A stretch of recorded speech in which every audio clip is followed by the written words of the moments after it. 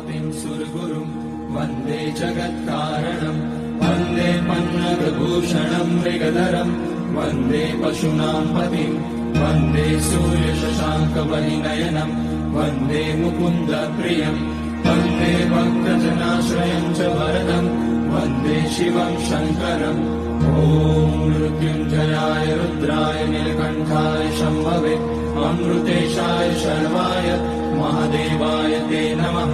नमस्तेऽस्तु भगवन् विश्वेश्वराय महादेवाय त्र्यम्बकाय त्रिपुरान्तकाय त्रिकाग्निकालाय कालाग्निरुद्राय नीलकण्ठाय मृत्युञ्जयाय सर्वेश्वराय सदाशिवाय श्रीमान् महादेवाय नमः।